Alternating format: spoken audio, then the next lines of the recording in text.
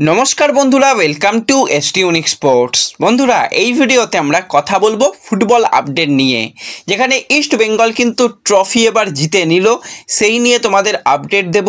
East বেঙ্গলের নতুন জাপানি বোমা কবে আসছে সেই নিয়েও বড় আপডেট শেয়ার করার সাথে সাথে ইস্ট বেঙ্গলকে নিয়ে আলোচনা রয়েছে, ইন্ডিয়ান ফুটবলকে নিয়ে আলোচনা রয়েছে, ট্রান্সফার নিউজ নিয়েও কথা বলার রয়েছে এই ভিডিওতে। খুবই ইন্টারেস্টিং ভিডিও হবে, শুরু থেকে শেষ পর্যন্ত দেখো। আর ভিডিও ভালো লাগলে সকলে একটু লাইক শেয়ার করে দিও। আর যারা চ্যানেলে প্রথমবারের জন্য এসেছো, মনে করে চ্যানেলটাকে সাবস্ক্রাইব করে নিও। অনেকেই ভিডিও দেখছো, হয়তো সাবস্ক্রাইব করতে ভুলে যাচ্ছ, পারলে সাবস্ক্রাইব করে রেখো, তাহলে পরবর্তী ভিডিওর নোটিফিকেশান তোমরা পেয়ে যাবে। তো চলো আর দেরি না করে ভিডিও শুরু করা যাক। তো যেরকমটা কথা সেরকমটা কাজ, আজ থেকেই কিন্তু ইস্টবেঙ্গল তারা সিনিয়র দলের প্রস্তুতি পর্ব শুরু করে দিচ্ছে। যেরকমটা কথা রয়েছে, আজকে থেকেই কিন্তু সমস্ত প্লেয়ারদের নিয়ে ইস্টবেঙ্গল অনুশীলন শুরু করে দেবে। এবার ইস্টবেঙ্গলের যদি বিদেশি প্লেয়ারদের মধ্যে কথা বলি, অলরেডি তোমরা জানো হামিদ এবং রাশিদ তারা আগেই কলকাতায় পৌঁছে গেছে। বাদবাকি প্লেয়ারদেরও কিন্তু সবার চলে আসার কথা রয়েছে, ইন্ডিয়ান প্লেয়ার থেকে শুরু করে বিদেশি প্লেয়ার, এবং রীতিমতন বিষ্ণু, ডেভিড, এডমুন্ড এরা কিন্তু দেখতেই পাচ্ছ সিএফএল খেলছে। তো সেক্ষেত্রে সমস্ত প্লেয়ারদেরই অস্কার পাচ্ছে এবং তারা কিন্তু আজ থেকেই পরবর্তী যে টুর্নামেন্টগুলো রয়েছে সেই টুর্নামেন্টের জন্য প্রস্তুতি শুরু করে দিচ্ছে। এটা কিন্তু খুব পজিটিভ ব্যাপার।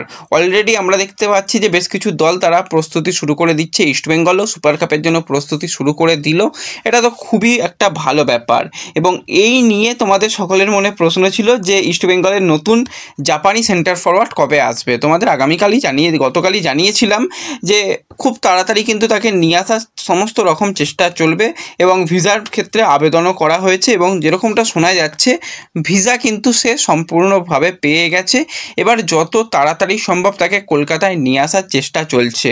তো আজকে তো শনিবার, আগামীকাল রবিবার, কালকে যদি সব কিছু ঠিকঠাক থাকে কালকেই কিন্তু কলকাতা বিমানবন্দরে পা রাখবে ইস্টবেঙ্গলের নতুন জাপানি স্ট্রাইকার হিরোশি। তো অবশ্যই কোন সময়ে আসছে সেটা সকলের একটা জানার বিষয় ছিল। যেরকমটা শোনা যাচ্ছে হয়তো রাতের দিকেই আসবে, পারফেক্ট টাইমিং হয়তো জানতে পেরে যাব, সেটা জানা গেলে তোমাদের জানিয়ে দেব আমাদের সোশ্যাল মিডিয়া পেজে।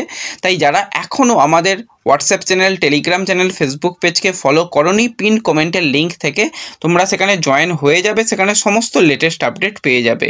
এবং অবশ্যই এই প্লেয়ারকে যত তাড়াতাড়ি আনা যাবে সেটা ভালো হবে। এই কারণেই দলকে সেট করতে একটু সময় লাগবে। নতুন প্লেয়ার এসেই তাকে যদি বলি যে নাও তুমি গোলের বন্যা বইয়ে দাও, সেটা সম্ভব নয়। তাকে নির্দিষ্ট সময় প্রস্তুতিতে দিতে হবে, তারপর যদি কিছু প্র্যাকটিস ম্যাচ ইস্টবেঙ্গল খেলে সবথেকে ভালো ব্যাপার হবে। এবার এই মুহূর্তে প্র্যাকটিস ম্যাচও ইস্টবেঙ্গল খুব একটা খেলতে পারবে বলে তো মনে হয় না। তো সেক্ষেত্রে যেরকমভাবে প্রস্তুতি করা দরকার সেইভাবেই প্রস্তুতি নিক এবং সমস্ত প্লেয়ার এসে গেলে একটা পূর্ণ শক্তির দলকেই পাওয়া যাবে। এবং আজকে বিশেষ আকর্ষণ আরও একজন প্লেয়ার থাকবে, সেটা হচ্ছে জয় গুপ্তা। এতদিন ইস্টবেঙ্গলের সঙ্গে প্র্যাকটিস করলেও তার নাম তো তখন ঘোষণা হয়নি, তো নাম ঘোষণা হয়ে গেছে। আজকে বলতে গেলে নাম ঘোষণার পর অফিসিয়ালি সে ইস্টবেঙ্গলের প্র্যাকটিসে আজকে জয়েন করবে। সে কীরকম প্রস্তুতি নেয় সেই দিকেও আমাদের নজর থাকবে। তো ওভারঅল পুরো টিমের দিকেই নজর থাকবে তারা কীরকম প্রস্তুতি নিচ্ছে। এবং যে বিষয়টাকে নিয়ে আমরা প্রতিদিন বারবারই কথা বলেছি যে লাস্ট ইয়ার সিএফএলের চ্যাম্পিয়ন কারা, সেটা তো এখনও ঘোষণাই হয়নি। এই বছরের আবার ফাইনাল ম্যাচ এসে গেছে, 22 তারিখে শেষ ম্যাচ, সেটাই ফাইনাল ম্যাচ কার্যত বলাই যায়। সেখানে ইস্টবেঙ্গল এবং ইউনাইটেড তারা মুখোমুখি হবে, যারা জিতবে তারাই চ্যাম্পিয়ন। ম্যাচ যদি কোনোভাবে ড্র হয় তাহলেও ইস্টবেঙ্গল চ্যাম্পিয়ন হবে। তো এরকমটাই একটা পরিসংখ্যান রয়েছে। কিন্তু যেটা সবথেকে বড় সুখবর কালকে রাতেই এসে গেছে, তোমাদের সোশ্যাল মিডিয়া পেজে জানিয়ে দিয়েছিলাম যে বাঙালকে হাইকোর্ট দেখিয়ে খুব একটা লাভ হয় না, সেটা কিন্তু কালকে আরও একবার প্রমাণিত হলো। এবার কিন্তু ইস্টবেঙ্গলকে চ্যাম্পিয়ন হিসাবে ঘোষণা করার জন্য কোনো রকম আর সমস্যা নেই, সমস্ত সমস্যা মিটে গেছে। আজকে একটা মিটিং হবে, মিটিংয়ের পরই সিদ্ধান্ত নেওয়া হবে যে লাস্ট ইয়ারের চ্যাম্পিয়ন ইস্টবেঙ্গলকে কবে ঘোষণা করা হবে, কবে ট্রফি দেওয়া হবে, সেটা আজকে একটা মিটিং রয়েছে, সেই মিটিংয়ের পরই বোঝা যাবে। তো সব মিলিয়ে মিশিয়ে ডায়মন্ড অনেক চেষ্টা করেছিল যে যাতে ট্রফিটা ইস্টবেঙ্গল না পায়, তো শেষ পর্যন্ত ডায়মন্ড কিছু করতে পারলো না। লাস্ট ইয়ারও অনেক কলকাঠি নেড়েও কিছু হলো না, আর এই বছর তো তারা চ্যাম্পিয়নশিপের রেস থেকে ছিটকে গেছে। এবছরও তাদের স্বপ্নই থেকে গেল। ইস্টবেঙ্গলকে তারা কিন্তু ট্রফির মানে ওই না পাওয়ার হাত থেকে কিছু করতে পারলো না। তো যাই হোক, সমস্ত দিক থেকে দেখতে গেলে এটা কিন্তু ইস্টবেঙ্গলের জন্য খুব বড় সুখবর। এবং পরবর্তী ফাইনাল ম্যাচ রয়েছে, সেই ম্যাচেও যদি ইস্টবেঙ্গল জেতে তো একসাথে জোড়া ট্রফি কিন্তু ইস্টবেঙ্গল ঘরে তুলবে। তো আমি এখনও যেহেতু আগের বছরের ট্রফি দেওয়া হয়নি সেইটা নিয়ে ভাবনা চিন্তার দিকে যেন প্লেয়াররা না যায় যে হ্যাঁ আগের বছরের ট্রফি পেয়েছি, সেরকম আনন্দ করার মতন কিছু নেই। সেটা আগের বছরের ব্যাপার মিটে গেছে। এই বছর একদম নতুন টুর্নামেন্ট, সব কিছু ভালোভাবে গেছে এবং শেষ ফাইনাল ম্যাচটাও যেন ভালো যায় এবং তারা যেন জেতে, সেটাই হবে সবথেকে বড় জয়। তো সেই নিয়ে কিন্তু অবশ্যই আজকে একটা স্পেশাল ভিডিও থাকবে, সেটা অবশ্যই তোমরা দেখো। সেখানে আরও বেশ কিছু বিষয় নিয়ে আমরা কথা অবশ্যই বলবো। তো এবং বিনয় জর্জের স্বপ্ন কিন্তু পূরণ হলো, সেটা বলাই চলে। এবং এর সাথে সাথে আমাদের নজর ছিল কিন্তু একটা ম্যাচের দিকে, যেই ম্যাচটা কিন্তু আবারও ইন্ডিয়া একটা সুন্দর জয় পেয়েছে। ভুটানের বিরুদ্ধে কিন্তু ইন্ডিয়ার ম্যাচ ছিল। ফার্স্ট হাফে ইন্ডিয়া চেষ্টা করেছে কিন্তু গোল তুলতে পারেনি। সেকেন্ড হাফের প্রথম দিকেই কিন্তু সেখানে আহমদের গোলে কিন্তু ইন্ডিয়া 1-0 গোলে ভুটানকে হারিয়ে পরবর্তী রাউন্ডের জন্য কোয়ালিফাই করে গেল। এটা কিন্তু একটা বিরাট বড় সুখবর। এবং পরের ম্যাচটা কিন্তু রয়েছে 22 তারিখ পাকিস্তানের সঙ্গে। পাকিস্তানও কিন্তু ব্যাক টু ব্যাক ম্যাচ জিতে তারাও কোয়ালিফাই করে গেছে। ইন্ডিয়াও কিন্তু সেমিফাইনালের জন্য কোয়ালিফাই করে গেছে। তবু আমরা চাই গ্রুপ স্টেজের শেষ ম্যাচেও কিন্তু পাকিস্তানকে ইন্ডিয়া হারিয়ে একদম গ্রুপ চ্যাম্পিয়ন হোক, সেটা কিন্তু আমরা সকলেই চাই। এবং দুর্দান্ত পারফরমেন্স করেছে প্লেয়াররা, তো সেটা কিন্তু অবশ্যই তাদের জন্য প্রশংসা করতেই হয়। এবার আমরা যদি কথা বলি একটুখানি, কালকে কোর্টের তরফ থেকে ফেডারেশনকে নিয়ে বেশ কিছু সিদ্ধান্ত এসেছে, যেটা আসার কথা ছিল, তোমাদের জানিয়েছিলাম। তো সেইভাবে ভালো সিদ্ধান্তই এসেছে আমি বলবো। প্রথম যেটা সিদ্ধান্ত এসেছে, কোনো রকমভাবে এই মুহূর্তে কোনো রকম নির্বাচন হবে না। নির্বাচন হলে ডেফিনেটলি ফিফা ব্যান ইন্ডিয়া খেত। সেখানে অবশ্যই সমস্যা হতো। গোয়া, মোহনবাগান, ইস্টবেঙ্গলের মতন দলে তাদের কিন্তু এফসির ম্যাচে তারা আটকে যেত। তো সেক্ষেত্রে কোনো রকমভাবে এই মুহূর্তে কিছু হচ্ছে না। এবং যারা ছিল অর্থাৎ কল্যাণ চৌবে তারাই কিন্তু থাকছে। বর্তমানে তাদের মেয়াদ 2026 সাল পর্যন্ত।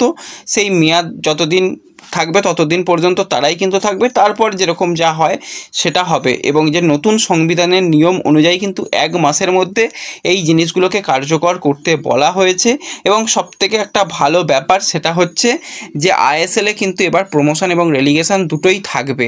এতদিন আমরা দেখে এসেছি যারা আই লিগ চ্যাম্পিয়ন হতো তারা আইএসএলে আসতো, দল সংখ্যা বাড়ছিল কিন্তু রেলিগেশন হচ্ছিল না। কিন্তু রেলিগেশন এই বছর থেকেই কিন্তু করার সমস্ত রকম চিন্তাভাবনা রয়েছে এবং সেটাও কিন্তু কোর্টের তরফ থেকে রায় এসেছে। তো সব কিছু দিক থেকে দেখতে গেলে ব্যাপারটা কিন্তু ভালোই হয়েছে। একটু আধটু সমস্যার ব্যাপারও রয়েছে, সেটাকে যদি বাদও রাখি, আমরা পজিটিভটা যদি নিয়ে কথা বলি তো ভালোই হয়েছে আমি বলবো। এবং এর সাথে সাথে যদি আমরা একটুখানি একজন বিদেশি প্লেয়ার ম্যাজিশিয়ানকে নিয়ে কথা বলি, সেটা হচ্ছে 30 বছর বয়সী মরক্কোর একজন অ্যাটাকিং মিডফিল্ড পজিশনের প্লেয়ার হুগো বুমোস। শুরুটা হয়েছিল এফসি গোয়া থেকে, পরবর্তী সময় Mumbai city FC, Mohun Bagan super giant এবং বর্তমানে কিন্তু ওড়িশা এফসির সঙ্গে 2027 সাল পর্যন্ত যুক্ত রয়েছে। তো এই হুগো বুমোস এমন একজন ম্যাজিশিয়ান প্লেয়ার যার কিন্তু ইন্ডিয়ান ফুটবলে সমস্ত রকম ট্রফি জেতা হয়ে গেছে। 3বার শিল্ড জিতেছে, ডুরান্ড কাপ, সুপার কাপ, আইএসএলের কাপ জেতাও তার 2বার হয়ে গেছে। তো সমস্ত রকম ট্রফি কিন্তু জিতে নিয়েছে এই হুগো বুমোস, দুর্দান্ত প্লেয়ার। এবার হুগোর সঙ্গে বর্তমানে কিন্তু কন্ট্রাক্ট রয়েছে ওড়িশা এফসি 27 সাল পর্যন্ত। কিন্তু চেন্নাইন এফসি চাইছে হুগোকে তাদের দলে নিয়ে তাদের আক্রমণ বিভাগটাকে শক্তিশালী করতে। কিন্তু দীর্ঘমেয়াদী চুক্তি থাকার দরুনই কিন্তু হুগো চেষ্টা করলেও কিন্তু কন্ট্রাক্ট টার্মিনেট করতে পারছে না। সে কিন্তু ওড়িশা ম্যানেজমেন্টের সঙ্গে কথা বলছে, যদি তাকে রিলিজ করে দেওয়া হয় তাহলে কিন্তু সে চেন্নাইন এফসিতে যোগদান করবে। তো আমি বলবো চেন্নাইন এফসিতে গেলে একটা দারুণ চেন্নাই শক্তিশালী দল হয়ে যাবে। সেখানে আক্রমণ বিভাগে হুগোর মতন একজন প্লেয়ার থাকা মানে তো চেন্নাই কিন্তু দারুণ। এবং যে চেন্নাইনে যেটা মাঠ রয়েছে সেই মাঠে কিন্তু অবশ্যই হুগো গুরুত্বপূর্ণ একটা প্লেয়ার হয়ে উঠতে পারবে। হুগোর একটু জায়গাটা বড় লাগে, বড় জায়গায় হুগো নিজেকে অনেকটা মানিয়ে নিতে পারে। তো সেই জায়গাতে অবশ্যই হুগো একটা দারুণ অপশান হবে। কথাবার্তা পজিটিভভাবেই এগোচ্ছে, সব কিছু যদি ঠিকঠাক দিকে এগোয়, যদি কন্ট্রাক্ট টার্মিনেট করে ফ্রি হতে পারে তাহলে কিন্তু অবশ্যই চেন্নাইনে যাওয়ার সম্ভাবনা হুগো বুমোসের অনেকটাই বেশি রয়েছে। এটুকুই আপডেট বেরিয়ে আসছে। তো এই ভিডিওতে এই কয়েকটাই আপডেট শেয়ার করার ছিল। ভিডিও ভালো লাগলে লাইক শেয়ার করে দিও, চ্যানেলে প্রথমবারের জন্য এলে সাবস্ক্রাইব করে নিও। দেখা হবে পরবর্তী ভিডিওতে। ধন্যবাদ।